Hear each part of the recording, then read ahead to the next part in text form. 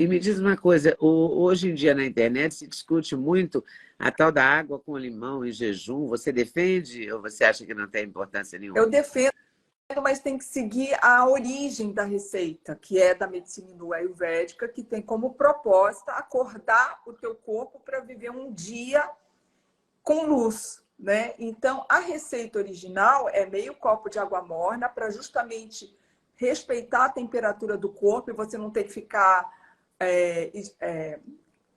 gastando energia para trazer a água para a temperatura mais próxima da boa digestão. O suco de um limão médio inteiro, espremido na hora, o suco fresco, e uma pitada de sal integral. Por quê? Só o limão, o pH é 2,1. Quando você põe o sal, ele vira citrato, malato, aspartato, que é o que tem em grande quantidade no suco fresco do limão. E aí ele vira um agente mineralizante. Então, tem algumas pessoas que falam, está errado, mas está errado mesmo se for só água com limão. A receita original é a água morna, suco fresco de um limão e uma pitada de um sal integral. Pode ser um sal grosso, se a pessoa não tem um sal, uma flor de sal, um sal mais artesanal, mas tem que ter essa pitada, porque é o sal que tem vários minerais que vai formar a ordem do dia de mineralizar e a água conduzir a eletricidade dessa mineralização. Então, o que condenam é porque estão usando a fórmula errada, né? E é justamente um shot para acordar o dia. Você toma antes de qualquer coisa. Você já diz para o seu corpo, dia, vamos se comunicar, vamos vitalizar, porque a energia do ser humano ela é elétrica, né? Enquanto corpo físico, enquanto alma, espírito é uma energia cósmica, solar, lunar, tudo que você quiser, mas no corpo físico ela é elétrica e quem conduz a eletricidade é a água, portanto temos que estar bem hidratados e bem mineralizados. E o limão é o maior aliado do ser humano, tanto que para a medicina hindu é o alimento mais fantástico da humanidade. Se souber usar, né, Leda? Tudo na vida é assim, né? É, Se souber usar, né? é. Incrível. Me diz uma coisa, Conceição. E aí, para as pessoas que têm gastrite, que tomam esses eprazol, etc., também podem tomar o limão, você acha? Isso, na verdade, quando uma pessoa tem uma doença, ela tem que descobrir a causa dessa doença. Eu acho que sair com receitas mágicas não é igual. Cada pessoa é única, tem que ver a razão daquela gastrite, há quanto tempo essa pessoa tem essa gastrite. Eu acho que tem que ter um profissional para avaliar de perto. Que é uma boa terapia? É, mas tem que avaliar de perto para customizar para aquela pessoa a forma mais correta de tratamento. Eu não acho que a pessoa tenha que, com qualquer histórico, começar a fazer a citroterapia. Pode ser que não dê certo, é que nem floral. Uma pessoa amiga sua diz, eu me dei super bem com tal floral. Você vai tomar o floral e não te faz tão bem. Por quê? Porque naquele momento da sua vida, para suas condições de saúde e tudo mais, aquele floral não é o mais indicado naquele momento. Então, eu sempre penso que o fato de ser uma terapia natural, de você usar o limão ou uma argila, não quer dizer que você vai fazer com qualquer protocolo, com qualquer posologia, com qualquer frequência. Então, eu sempre peço cuidado e respeito com qualquer medicina sagrada, sabe? E Então, como é que... mas, mas muitas pessoas me escrevem, eu sou uma escritora, eu hoje tenho 12 títulos, né, Leda? Quando eu te conheci, eu tinha 2. Aí eu falei assim, o meu último livro, você falou, não, não, não, não, meu mais recente. Nunca esqueço, você entrou na minha vida dessa forma. Mas eu sempre peço para as pessoas, o tempo todo, estudar melhor e pensar. Não é porque a mídia social está falando, porque o Google, o canal do YouTube está falando, que você vai usar isso de forma milagrosa. Tem que estudar, tem que entender, tem que respeitar, tem que conversar com o seu corpo.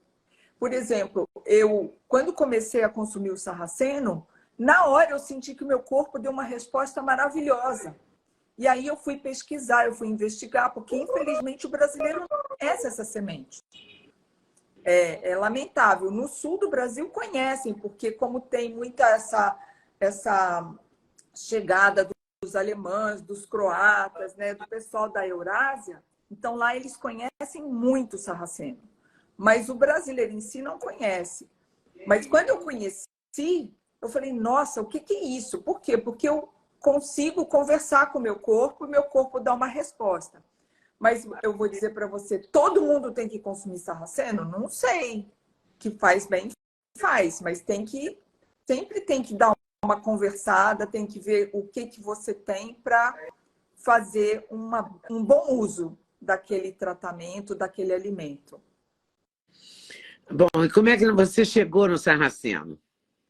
Então, quem me conhece faz tempo sabe que eu sou muito contra alimentos importados. Por quê? Não porque frescura nem nada disso. Tem a questão do meio ambiente, tem várias coisas, mas eu sempre penso na inclusão social. Eu sempre penso na oportunidade de todo mundo ter acesso. Às vezes a pessoa até tem dinheiro, mas ela mora numa cidade, no interior, que ela não tem acesso a certos alimentos. Por exemplo, suco verde tem que ser com maçã. Vai para Manaus comprar maçã e fazer suco verde. É difícil? Né? Então, eu procuro nos meus livros, nos meus textos, no meu discurso, buscar uma inclusão social de forma muito amigável. E aí, quando chegou a quinua no Brasil, eu fiquei muito chateada, porque eu já conhecia a história do povo dos Andes, que queria comer quinua e toda a quinua estava sendo exportada. Isso há 20 anos atrás. Então, eu já comecei a sentir asco da quinua nesse momento, porque é a mesma coisa, nós queremos comer uma castanha do Pará fresquinha e não temos, vai tudo para a Europa. E a gente que precisa da castanha do Pará não tem acesso. Quando tem, é cara e está oxidada. Então, eu vira e mexe falava, gente, quinua é para quem vive em países de altitude elevada, ar rarefeito, clima frio. Não é para nós que somos tropicais, nível do mar e tudo mais. Mas o que eu uso no lugar da quinua? E aí surgiu o trigo morisco, que ele substitui com vantagens a quinua. Por quê? Porque ele se adaptou muito bem ao clima do Brasil, ele produz muito rápido, ele cuida do solo, ele cuida da captação do gás carbônico e você consegue alimentar uma comunidade. Em 6 meses você já tem produção e alimenta com fartura uma comunidade. Então, nesse sentido, eu curto muito o sarraceno só por isso. Ele se chama trigo mourisco porque os mouros, na época que eles eram bélicos, eles iam conquistando, né, cidades, e eles levavam o mourisco na bagagem. Porque eles plantavam e rapidamente eles já conseguiam a colheita. E ele traz muita vitalidade. Ele cuida dos ossos, do cardiovascular, ele cuida muito bem do corpo físico. E depois que você sai desse estágio aí dos chakras mais básicos, que você quer ir mais para expansão de consciência, para empatia e tudo mais, ele também cuida dos demais chakras. Ele é uma pirâmide, né? Então, ele cuida muito bem do básico e depois ele te dá espaço para, né, se elevar como ser humano, como espírito e tudo mais. Então, quando eu comecei a conversar com o sarraceno, quando eu comecei a conhecer os plantios e tudo mais, eu fiquei fascinada. É a mesma coisa que aconteceu comigo quando eu escrevi sobre a linhaça. Eu me envolvo, né, com aquele alimento. Eu converso com ele. Eu vou conhecer os produtores, eu vou conhecer os sítios de produção, como que as pessoas de cada região do Brasil podem acessar aquele alimento de uma forma mais sustentável ou, enfim, mais comunitária, né? Então é isso, eu estou defendendo o sarraceno, porque no começo, todo mundo que eu falava, você não vai plantar sarraceno? Ninguém compra. Ninguém compra porque não conhece, mas compra quinua a rodo. Só que quinua não é para o brasileiro. Tentaram produzir no Brasil, não conseguiram. Ela é para ar rarefeito. Toda essa quinoa que a gente encontra hoje no supermercado com maior facilidade, ela é importada? Sempre importada. Tentaram, plantar no Cerrado uma família, mas não conseguiram. Assim, de forma comercial. A Embrapa ajudou tudo, mas assim, numa produção comercial para abastecer assim, mercados, entre postos e tal, não conseguiram. Oi, pessoal, tudo bem? Passei aqui para avisar que o meu sexteto de suplementos, os queridinhos da Leda, já tem um link especial. Então você compra direto, numa tacada só, o sexteto. Ah, sim, você pode acrescentar colágeno, você pode acrescentar melatonina, tudo depende da sua escolha. Mas dormir bem é o melhor negócio, pode acreditar em mim. Vale conferir com certeza. Gostou do corte que você acabou de ver? Vale a pena conferir com certeza, né? Então vai conferir muitos outros cortes no canal de cortes Leda Nagli. É claro que a entrevista completa você vai conferir no YouTube Leda Nagli, canal Leda Nagli do YouTube, você não pode perder de jeito nenhum. Valeu, tô te esperando, hein? Vem nessa!